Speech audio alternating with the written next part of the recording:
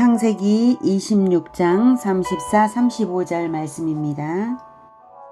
에서가 40세에 헷 족 부에리의 딸 유딧과 헷 족 엘론의 딸 바스맛을 아내로 맞이하였더니 그들이 이삭과 리브가의 마음에 근심이 되었더라. 사랑하는 형제 여러분, 6월 8일 월요일 제주 예수제자교회 새벽 묵상에 오신 것을 환영합니다. 이삭이 흉년이 들어 힘들었지만 애굽으로 가지 않은 것은 하나님의 언약의 말씀 때문이었던 것을 33절까지 해서 26장에서 보았습니다. 애굽으로 내려가지 말고 이 땅에 거류하라고 하나님께서 말씀하셨죠. 그래서 블레셋의 글 아래 눌러 사는 일에 성공했습니다. 화평하게요. 그래서 하나님 은혜로 블레셋 왕 아비멜렉에 의해 보호를 받고 거주권도 인정받았습니다. 그리고 마침내는 블레셋 왕 아비멜렉이 화친을 먼저 제안할 정도로 거부이면서 세력가가 되었습니다. 어때요? 아주 성공적인 인생인가요? 그런데 창세기 26장의 마지막 두 절은 우리에게 의문점을 남깁니다.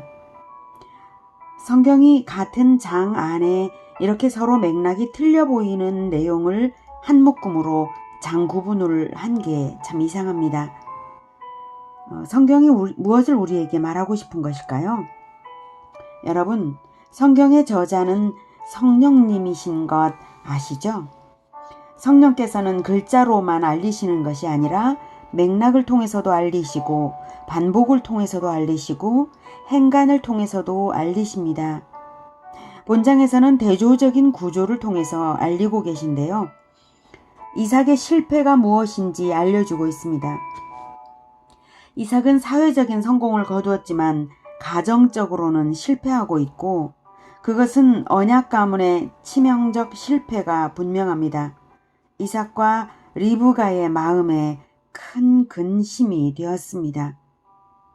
34절 에서가 40세에 헷 족 부에리의 딸 유딧과 헷 족 엘론의 딸 바스맛을 아내로 맞이하였더니 에서의 결혼은 여러 가지 문제들이 있습니다.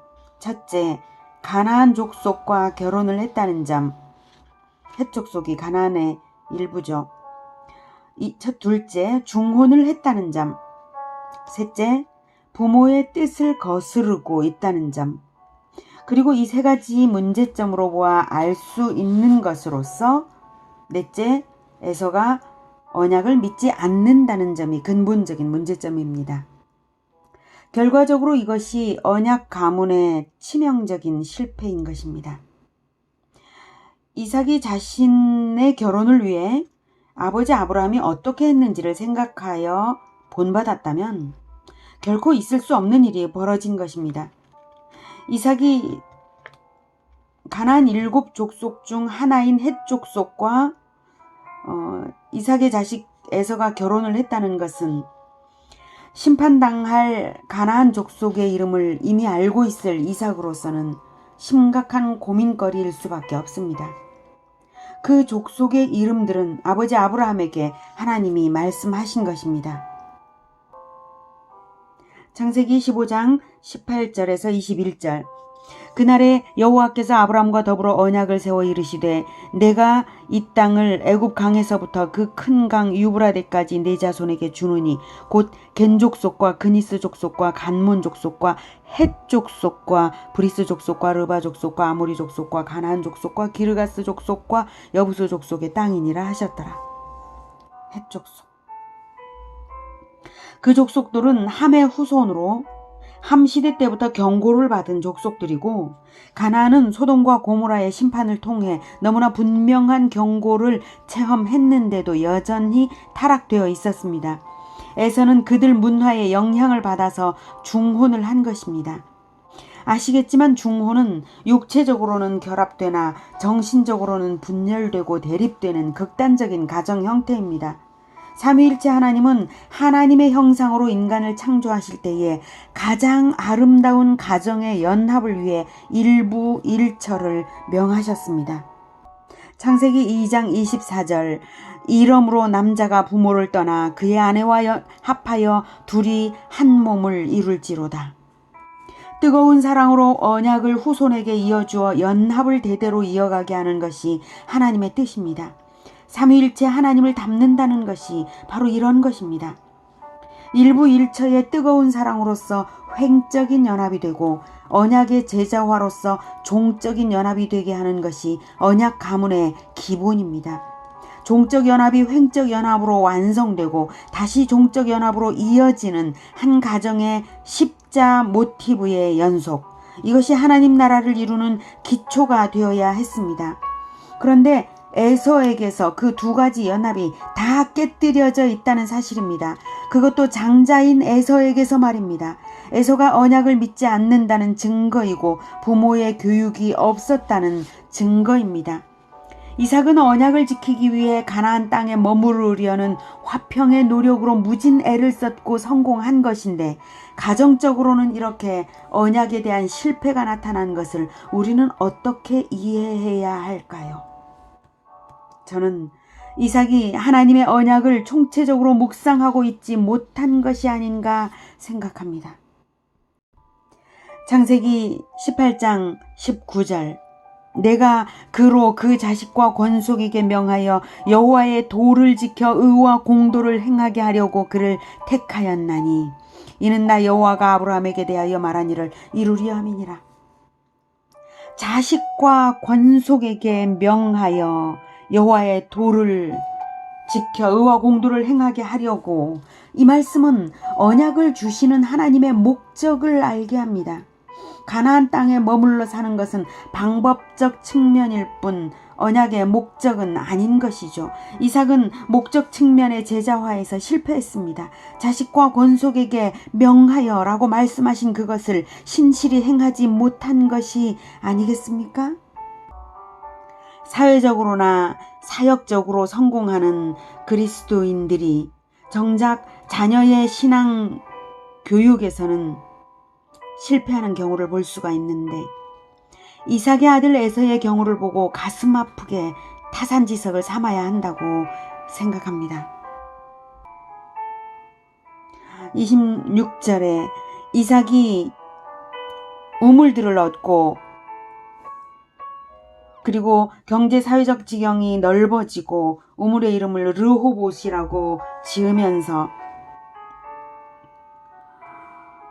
번성하리로다 라고 하였으나 정작 자식의 신앙교육 실패는 진정한 번성을 놓친 것이죠. 이삭의 신앙교육 실패는 부부 연합의 부족에도 원인이 있다고 생각됩니다. 이삭이 리브가만 사랑했다고는 해도 그랄에서 아내를 누이라고 속인 점이나 부부가 각기 서로 다른 아들을 다른 방식으로 편애했다는 점이 부부의 진정한 연합을 의심할 만한 정황입니다. 창세기 25장 28절에 이삭은 에서가 사냥한 고기를 좋아하므로 그를 사랑하고 리브가는 야곱을 사랑하였더라. 이 부분에서 부부가 서로 마음이 다른 것을 눈치챌 수 있죠. 그러니 언약 교육을 한 마음으로 하지 못했을 것입니다. 이것은 27장에서 사실로 나타나고 더 심각한 문제로 유발됩니다. 내일 새벽 묵상에서 확인하실 수 있습니다.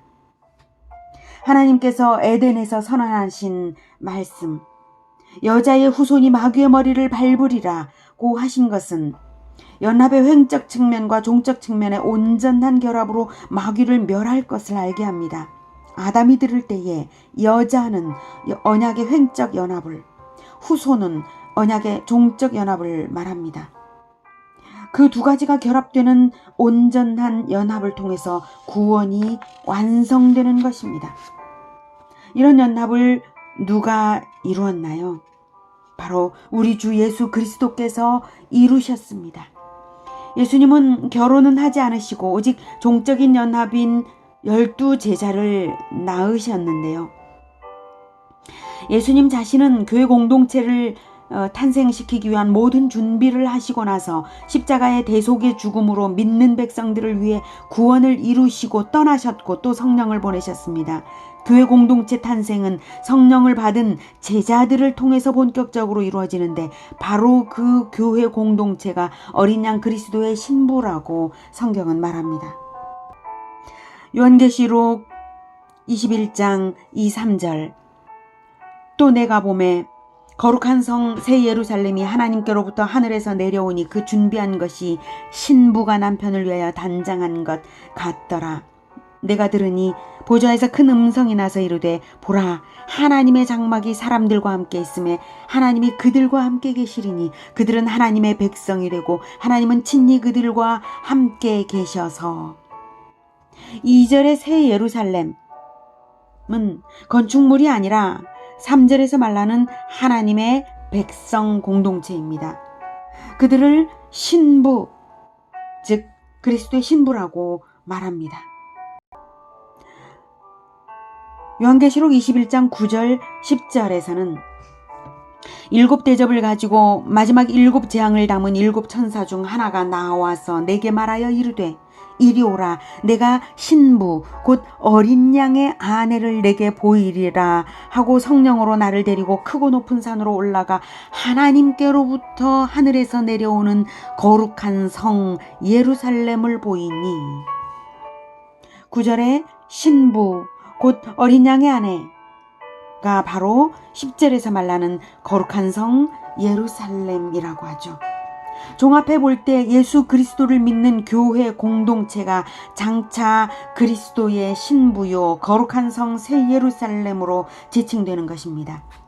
예수님은 가정을 이루지 않으셨지만 십자가에서 모든 죄인들을 위해 대속의 죽음을 당하심으로써 뜨거운 사랑으로 완전한 연합의 근원적 기초를 이루시고 재림으로써 완성될 하나님 나라를 보장받으신 것입니다. 예수님은 하나님의 언약을 총체적으로 성취하신 분이시기에 진정한 구원주가 되십니다. 이삭은 불완전함을 보여서 이삭의 불완전함을 보면서 우리가 타산지석을 삼고 예수님의 완전하심을 보면서 본을 받아야 하겠습니다. 멀리 갈 것 없이 가정에서부터 부부가 뜨겁게 사랑하며 한마음으로 자녀의 신앙을 든든히 세워가는 것. 이것이 하나님 나라의 기본이고 목적입니다. 미혼인 분이라면 이웃사랑으로 전도하기와 제자사랑으로 성경 가르쳐주기를 하시면 될 것입니다. 언약의 제자화를 놓치지 마시고 진정한 축복의 주인공들이 되시기를 축복합니다. 기도하겠습니다.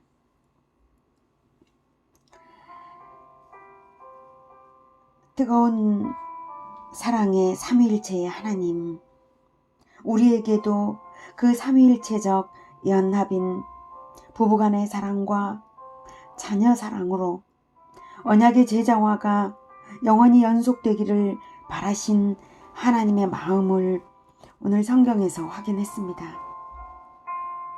이삭이 연합에서 불완전함을 볼 때에 그가 언약을 지키려고 애를 썼지만 하나님의 언약을 총체적으로 묵상하지 못하여서 연합의 불완전함이 나타났던 것을 볼 때에 하나님 우리는 참으로 종적 횡적 연합의 완전한 연합을 이루어서 언약의 제자화가 영원히 예수님 오실 때까지 끝나지 않기를 간절히 바랍니다. 이것이 우리 힘으로 되지 않는다는 것을 우리가 압니다. 오직 성령으로 우리를 충만케 하여 주셔서 뜨거운 사랑으로 이웃사랑하고 뜨거운 사랑으로 제자사랑을 하면서 예수님 오실 때까지 하나님 나라를 완성하게 하여 주시옵소서. 모든 가정들이, 모든 믿음의 가정들이 부부가 서로 사랑하고 자녀들에게 언약을 온전히 이어가게 하여 주시옵소서. 모든 미혼인 자들도 이 진리를 올바르게 깨달아서 이웃사랑과 제자사랑으로 완성하고 참으로 행복한 믿음의 가정 이루게 하여 주시옵소서. 예수 그리스도 이름으로 기도드립니다. 아멘. 이어지는 시간은 개인 기도 시간입니다.